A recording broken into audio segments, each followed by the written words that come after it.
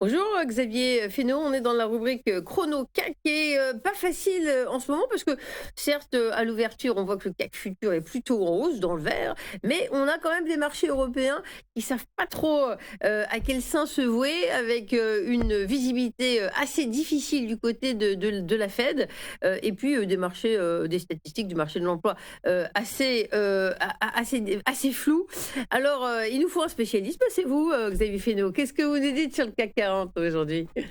Bonjour Fabienne, ouais, c'est vrai qu'on approche des fêtes de fin d'année, des vacances de fin d'année. Alors lui, le CAC, il est déjà en vacances de manière quand même très prononcée depuis 3 semaines. On pourrait même dire depuis début octobre. On est complètement coincé entre 7009 et 8200 points. Alors vous l'avez dit juste avant, parfaitement bien. C'est vrai que l'emploi aux États-Unis, le NFP, bon, on ne sait pas trop finalement sur quel pied danser. D'un côté, c'est un peu meilleur que prévu, mais les chiffres du mois précédent ont quand même démontré qu'on avait plus de 150 000 destructions, enfin 100 000 destructions d'emplois, pardon.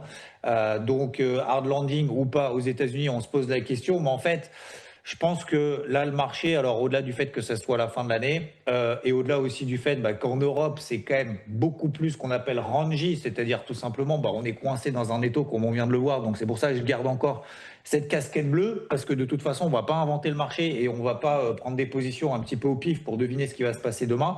Mais effectivement, demain, on a quand même le dernier grand rendez-vous macroéconomique de l'année, c'est quand même l'inflation aux États-Unis qu'on attend en hausse. On devrait passer de 3 à 3,1%. Donc là, je pense qu'on est vraiment dans les starting blocks, d'autant plus en Europe. Alors, sur le CAC, je fais pas grand-chose, hein, puisque ma dernière opération, c'était il y a quasiment un mois, quasiment 2 mois. C'était plutôt vente sur les 8200 points. C'est cette zone qui fait barrage depuis le début de l'année, hein. C'est les plus hauts annuels. Alors, il y a 2 mois, tout le monde disait ça y est, on passe au-dessus des 8200, c'est parti, to the moon, on va aller à 10 000. Bon, finalement, encore une fois, on a échoué sur cette zone-là. Preuve que l'analyse technique, elle sert quand même à quelque chose. C'est le même niveau sur lequel le CAC avait échoué à passer début 2024. Derrière, il avait perdu une quinzaine de pourcents. Donc même chose, je le disais aussi en début d'année, puisque derrière, on a eu les droits de douane de Trump. Bref, donc là, on est complètement coincé.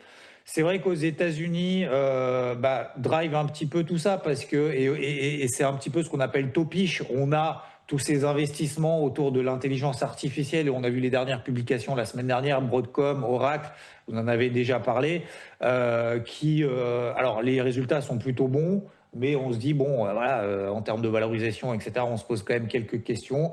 Voilà, donc tout ça couplé ensemble fait que pour le moment les marchés sont quand même ultra attentistes, d'autant plus sur le CAC, c'est vraiment 8100 points, là c'est vraiment, voilà, depuis 2 semaines, 3 semaines, on est vraiment complètement coincé, il n'y a vraiment rien à faire là-dessus, sur l'indice en lui-même. Il y a un peu plus de volatilité aux États-Unis, on voit toujours que les cours de l'or progressent un petit peu, hein, ils montent comme ça un petit peu en crabe. On voit aussi les réactions sur le dollar, c'est intéressant aussi de regarder ce qui se passe sur les taux aux États-Unis, qui sont eux aussi coincés. Le dollar américain qui s'est un petit peu détendu ces dernières semaines, là remonte un petit peu ce matin.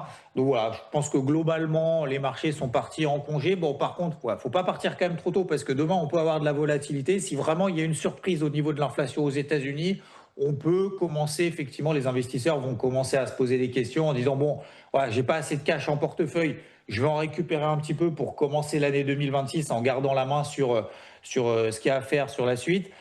Réinvestir là maintenant en se disant, ça y est, on est sur des records historiques aux États-Unis, les marchés européens sont moins bien valorisés qu'aux US, hein, forcément, ils montent moins. Donc, il faut que j'en remette maintenant un petit peu plus. Non, pour le moment, ce n'est pas le cas. Il y aura peut-être quelques ajustements à la marge d'ici demain, mais en tout cas, pour le moment, je garde toujours cette casquette bleue entre 8200 et 7009. Je préfère vendre à 8200 points, sous 7900 points, sous 7900 points, ce sera une alerte baissière. Pour le moment, ce n'est pas le cas. Donc voilà, on patiente comme sur les marchés, on patiente sur des prises de position pour le moment, en tout cas, jusqu'à demain. Mais il faut quand même rester attentif demain. Merci beaucoup Xavier Fesneau, puis gardez votre casquette, elle vous va si bien, moi j'aime bien quand vous la mettez. Ne partez pas tout de suite en vacances, on a besoin de vous, hein. Si effectivement on est surpris sur l'inflation, il nous faut un expert comme vous avec une casquette magnifique comme ça. Merci beaucoup Xavier Fesneau, on était avec cet associé chez Interactive Trading pour cette chronique crack et on a bien compris que si le CAC commence à partir en vacances, Xavier Fesneau, il est bien là. Merci pour cette interview. Tout de suite, une Merci à vous. petite page de publicité et puis tout de suite notre prochaine chronique, les Market Movers.